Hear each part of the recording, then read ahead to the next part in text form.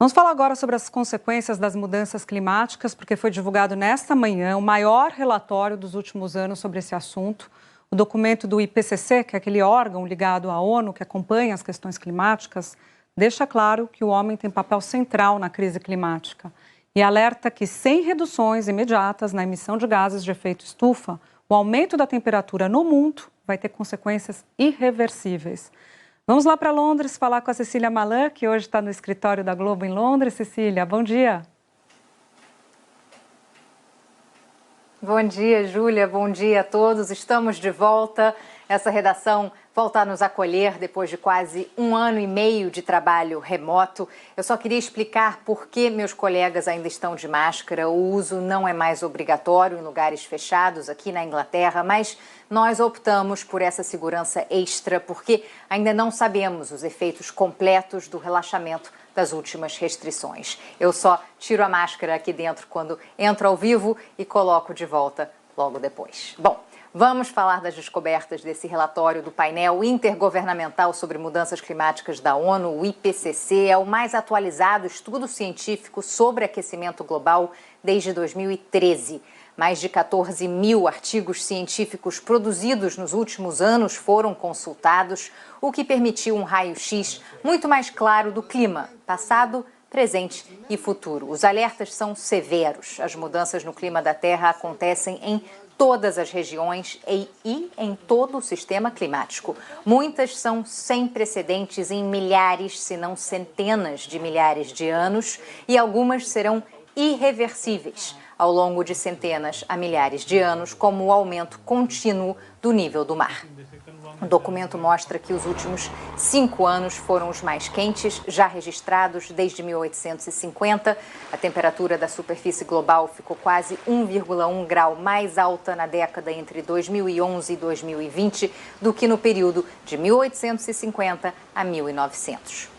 O relatório foi aprovado numa sessão virtual por 195 países. Isso quer dizer que todas essas nações acreditam na importância da agenda climática e na urgência de medidas eficazes capazes de reduzir a emissão de gases que aquecem o planeta. Sem elas, as metas para limitar o aquecimento global estarão fora de alcance.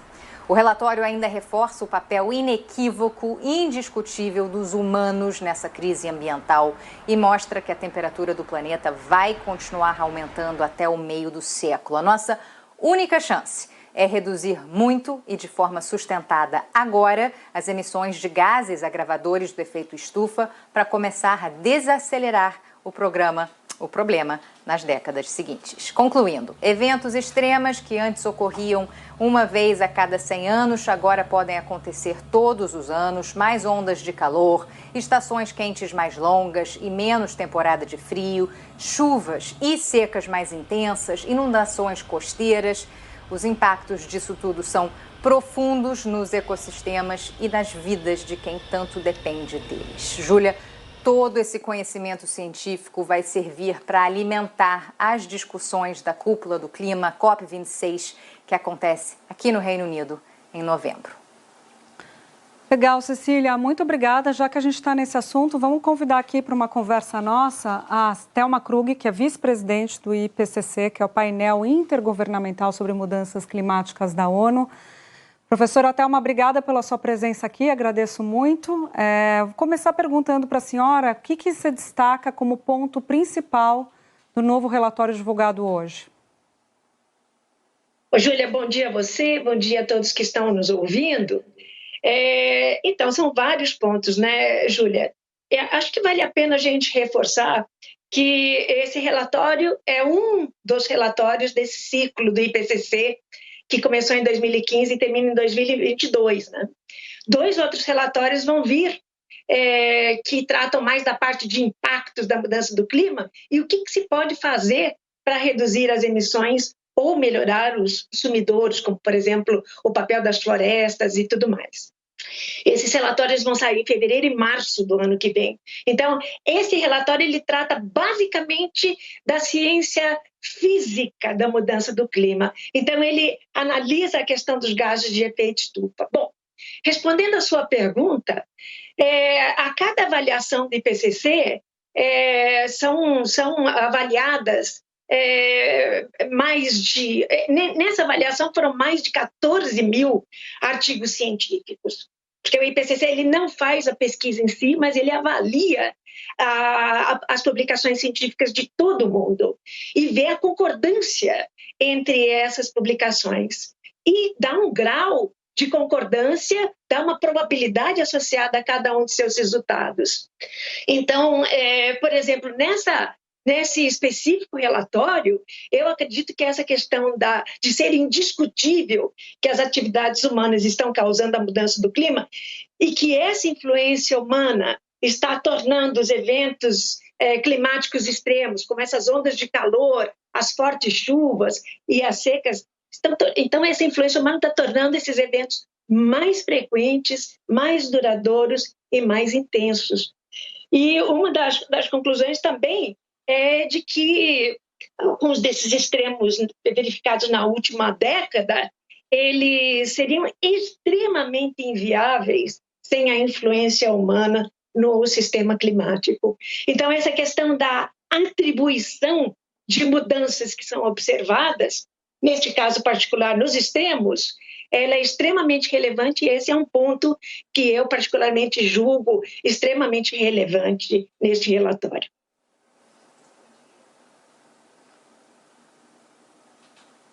E uma pergunta rápida aqui de Londres, o que esperar dos líderes da COP26 em novembro, agora com a divulgação desse relatório? Eles vão finalmente perceber a gravidade da situação? Então, sob o ponto de vista do IPCC, a nossa tarefa realmente é prover aos governos, já que esse é um painel intergovernamental. Então, na verdade, esses relatórios são produzidos por solicitação dos próprios governos, não é? Que inclusive indicam as áreas científicas das quais eles gostariam de ter um melhor conhecimento, para justamente facilitar a tomada de decisão em outros fóruns, não é, mais políticos, como é o caso da Convenção do Clima. Então, sob o ponto de vista do IPCC, o que se espera é que essas informações que estão neste último relatório e que são muito profundas, permitam que os governos assimilem essas informações e tomem as decisões mais apropriadas no âmbito da Convenção. Queria que a senhora falasse um pouquinho, a senhora mencionou os eventos extremos, né? Há um uso desse discurso do frio extremo pelos negacionistas para dizer que não há o aquecimento global, afinal de contas está um frio enorme, como não se fazia há muito tempo. Eu queria que a senhora, à luz da ciência, explicasse isso um pouquinho para a gente, por que o frio extremo não significa que não está acontecendo o aquecimento global? Júlia, obrigada pela pergunta. Eu acho que, em muitos casos, existe realmente essa falta de compreensão do que é o clima e do que é o tempo. Tá? O clima é uma média do tempo a longo prazo.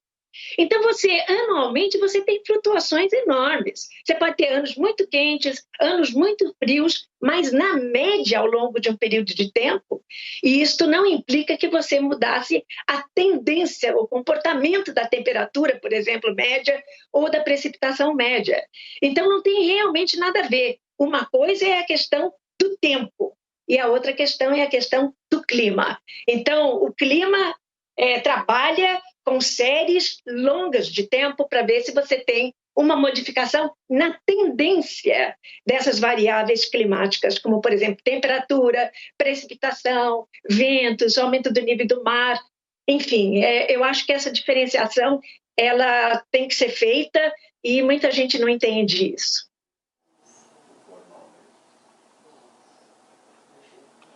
E professora, mais uma pergunta, por favor, aqui de Londres. O relatório é destaque absoluto hoje na imprensa daqui e não foi uma leitura fácil, né? É uma leitura um pouco dramática, muito impactante e o relatório é claro, as temperaturas vão subir se não houver ação imediata. Se a gente conseguir agir agora de forma sustentada, dá para evitar o pior? Ainda dá para evitar o pior? Então, claro que se você começar a ter reduções muito rápidas, muito intensas e que sejam sustentadas, né? Não só do CO2, como também dos outros gases de efeito estufa, como metano e óxido nitroso, você realmente consegue, por exemplo, ter uma maior chance de limitar o aquecimento global em 1,5 graus Celsius até o final desse século, né? E com este nível, você já tem impactos significativos em várias partes do mundo, né? Mas você tem também que alguns processos, eles são muito lentos, né? Por exemplo, o aquecimento do oceano ele é muito lento e isso acarreta também a questão da elevação do nível do mar. Então, tem eventos, como, por exemplo, a retração do Ártico, não é? Você tem alguns eventos que são... Que são de prazos longos, ou seja, mesmo que você pare todas as emissões hoje, alguns desses fenômenos ainda vão continuar a ocorrer, e particularmente esses que eu citei, mas não só esses, e particularmente a questão do aumento do nível do mar, né? Eu queria destacar também que essa questão, a rapidez com que o nível do mar está subindo, não foi vista, por exemplo, e pelo menos nos últimos 3.000 anos. Ou seja, o que você está observando agora, e a cada avaliação você tem dados melhores, você tem modelos que podem, inclusive, projetar melhor como o futuro vai se desenvolver debaixo de diferentes cenários, mostra essa mudança numa taxa de crescimento que é preocupante. Então, a gente está vendo o nível do mar, por exemplo, com taxas crescentes de aumento do nível. Por exemplo, a concentração de CO2 em 2019 foi a maior, por exemplo, em pelo menos os últimos 2 milhões de anos. E de CH4, que é o metano ou óxido nitroso, em pelo menos os últimos 800 mil anos. Ou seja, essas informações são muito sérias. E realmente, essa atribuição de que essas mudanças estão relacionadas à atividade humana, à influência do ser humano no sistema climático, ela é extremamente relevante, porque se o problema está sendo causado pelo homem, pelo ser humano, ele também tem a solução no ser humano. Muito bom. Thelma Krug, vice-presidente do IPCC, pesquisadora, agradeço muito a sua presença aqui com a gente num dia tão importante como hoje. Até a próxima. Eu que agradeço, Júlia. Muito obrigada. Bom dia a todos.